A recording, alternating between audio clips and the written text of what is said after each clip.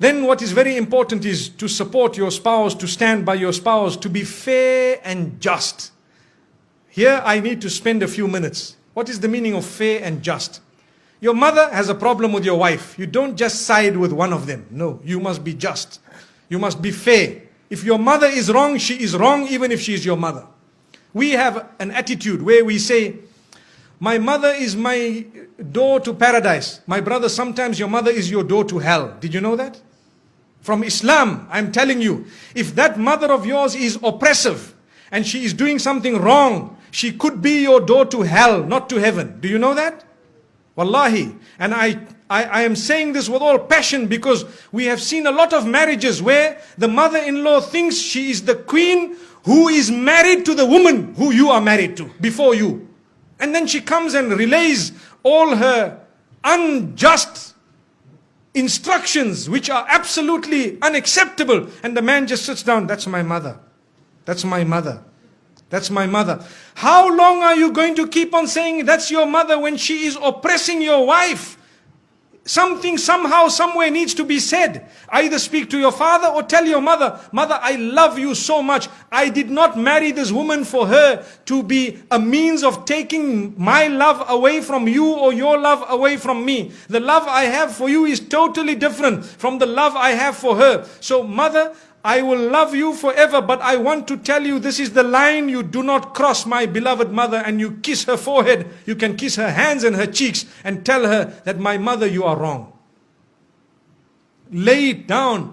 When you do not lay your territory, your marriage cannot work. People don't know where is my limit. They don't know. So how can your marriage work? Your mother doesn't know, your father doesn't know. Some fathers issue instructions to their daughters-in-law worse than the instruction of their own son to that wife of theirs. So what was the point? Father, why didn't you just marry this woman one time? That is not fair. You cannot just come and say, that's my daughter-in-law, I must tell her, you stand here, you go there. No, they have their life. Give them their freedom. Understand, they too need to grow in marriage to live happily ever after. It's not just you who comes and dish instructions and go out. I know this, what I've said here might be a bit bitter for some people to digest, but it is a fact of life. It is a red button that we press, and we need to press it and constantly remind people. Because when you talk about happily ever after, remember, you need to address issues that are current and valid. Otherwise, you are wasting your time. I cannot speak about a fairy tale because none of us will then learn something by the time we walk out of these doors. So this is why we say you need to be just. Tell your father where he should stand with respect. And please, the parents, do not hate your child just because he needs a bit of time with his wife. No. Or the wife needs time with the husband or the children. No, allow them that. Let them go. You do not have to go everywhere your children go. We are going for a holiday, for example, to Penang or to Langkawi. So now father says, we are coming with. Okay, you come with, mashallah. The next year we are going to holiday, we are going to this place, we are coming with. The following year we are... So whenever did they go alone? Never. Why? Because mom and dad tag along. Give them once or twice, a few times, give them their own. Tell them, look, you guys go along, inshallah, enjoy yourselves, and next time we will join you. Perhaps you can arrange for us. Yes, it is very important to look after your parents. Believe me, we are not at all undermining that. That is a rule on its own.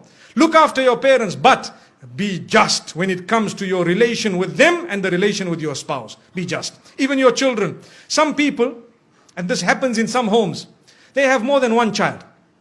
So the children begin to get children. So those children who live with them in the same home, every time we shout them, we pick on them. Why? Because they live in the same home. And when the other son's children come, because they live far away, oh, my son, where were you? What happened? These children are watching. They are seeing, look at this grandfather of mine.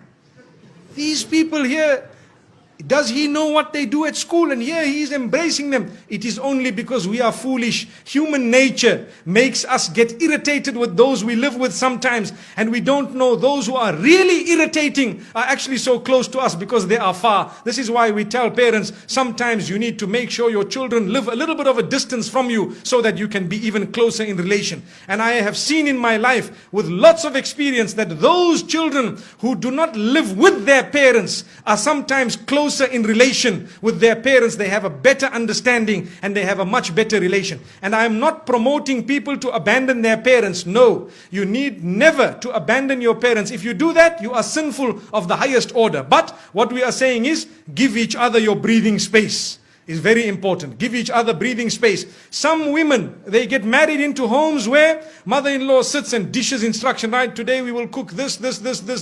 I'm inviting 20 people for lunch, 40 people for supper. Tomorrow morning, 60 people for breakfast. But hang on, man. I am one daughter-in-law here. We are a few people here. What's going on? If this happened once a while, it's okay. But you cannot just sit back and dish out instructions as though this is a restaurant. MashaAllah, if you really want, I have a friend who owns a restaurant known as Dine More down the road. Perhaps we can go there. MashaAllah. May Allah subhanahu wa ta'ala grant us goodness. I had to mention that because, there are a few restaurants we've been to here. And MashaAllah, the cuisine is something else. So my brothers and sisters, I'm just thinking of it, probably the cooks are males, not females. Remember this. When you say food is very nice, a sharp woman would say, well, that's a male cook. Which means now let's eat here every other day. May Allah subhanahu wa ta'ala grant us goodness. So the point being raised is be just, be fair, be balanced. You cannot keep it lopsided all along. Because you will have your children, they will grow up, they will get married. How do you like your daughter to be treated? Remember this. Remember, very important point.